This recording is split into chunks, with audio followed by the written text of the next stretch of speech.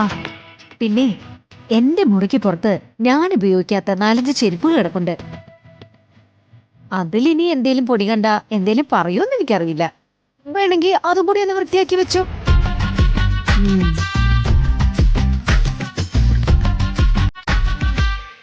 ആഹാ, അത് ശരി. മത്സരത്തിന്റെ പേരും പറഞ്ഞ് എന്റെ ഭാര്യയെ കൊണ്ട് സ്വന്തം ചെരുപ്പ് തുടപ്പിക്കാനാണ് ചെറിയമ്മയുടെ ശ്രമം അല്ലേ?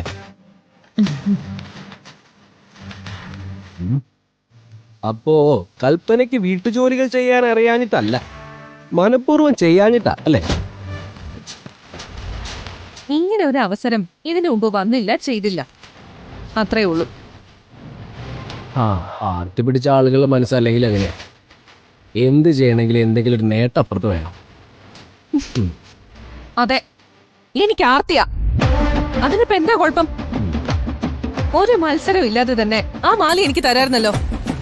ഒന്നുമില്ലെങ്കിലും മൂത്ത മരുമോൾ എന്ന സ്ഥാനമില്ലേ എനിക്ക്? ഇത്രയും നാളും കുറെ ത്യാഗം സഹിച്ചതല്ലേ, അതൊക്കെ ആരെങ്കിലും ഓർത്തോ? അതുകൊണ്ടേ ആരും കൂടുതൽ സംസാരിക്കണ്ട.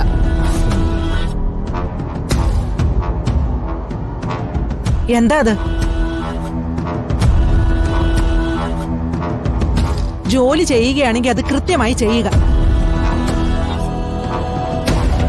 അതിനിടയിൽ ആവശ്യമില്ലാത്ത പ്രശ്നങ്ങൾ ഉണ്ടാക്കുകയാണെങ്കിൽ അയാൾ തോറ്റതായിട്ട് എനിക്ക് പ്രഖ്യാപിക്കേണ്ടി വരും. ആ മാല പ്രിയങ്കയ്ക്ക് കൊടുക്കാൻ എനിക്ക് വലിയ ബുദ്ധിമുട്ടൊന്നുമില്ല. അങ്ങനെ ഇപ്പൊ കൊടുക്കണ്ട. ഈ മത്സരത്തിലെ ഞാനേ ജയിക്കും. ഇല്ല പിന്നെ മാറങ്ങോട്ട്.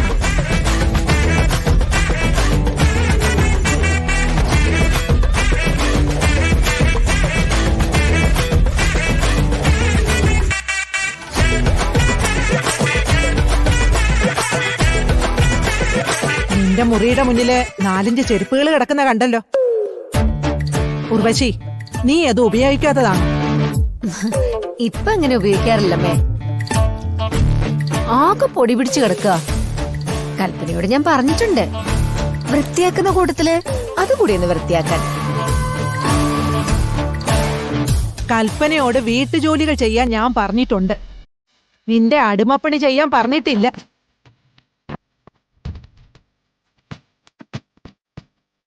ആ ചെരുപ്പുകൾ അവിടെ നിന്ന് മാറ്റണം, അല്ലെങ്കിൽ വൃത്തിയാക്കി വയ്ക്കണം. ഒരു 10 മിനിറ്റിനകം. മനസ്സിലായോ ഉർവശിക്ക്? മനസ്സിലായെന്നേ. എനിക്ക് തത്തിന്റെ കട എങ്കിലും ഞാൻ അവിടെ കൂടെ ചിരിച്ചേ. അതെ, ഉർവശി അവിടെ നിന്ന് നിന്നേ. എന്തെങ്കിലും പറയാനുണ്ടെങ്കിൽ അത് മനുഷ്യന് മനസ്സിലാവുന്ന ഭാഷയിൽ ഉറക്കെ പറയാൻ.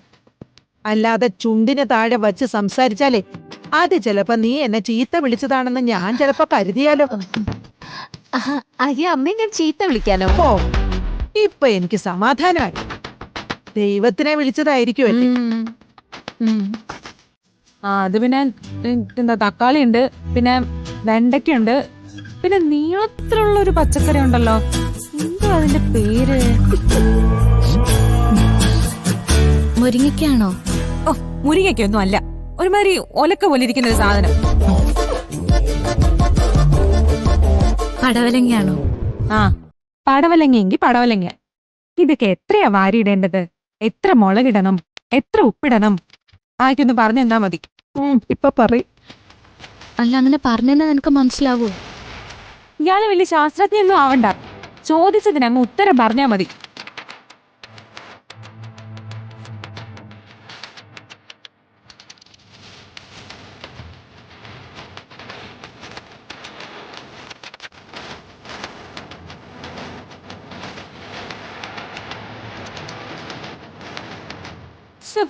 ഒന്ന് ഡീറ്റെയിൽ ആയിട്ട് പറ.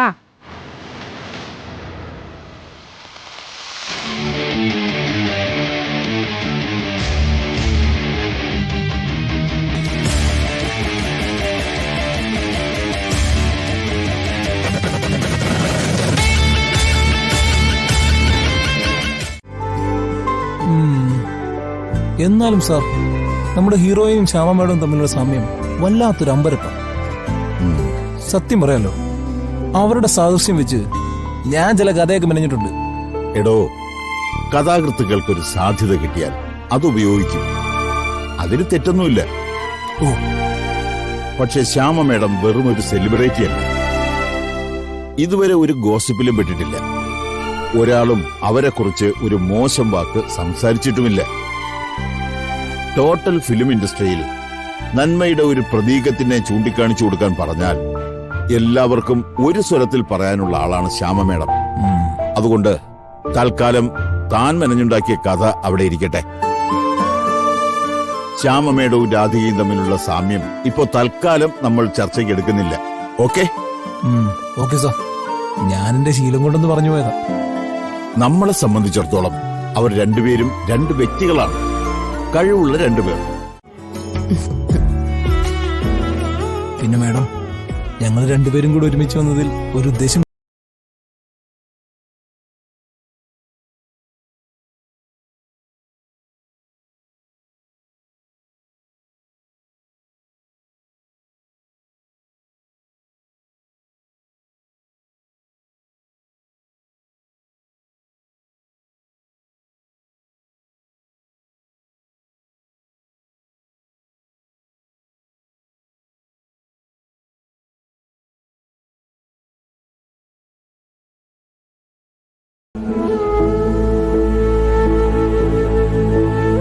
എന്റെ തൊണ്ടയിൽ ശബ്ദമുണ്ടെങ്കിൽ നിങ്ങളുടെ പാട്ട് ഞാൻ പാടിയിരിക്കും. Thank you. അതെന്റെ ഒരു നിയോഗമായിട്ടാണ് ഞാൻ കൂട്ടിയിരിക്കുന്നത്. ഇതിലും വലിയൊരു വാക്ക് ഞങ്ങൾക്ക് കേൾക്കാനില്ല മേഡം.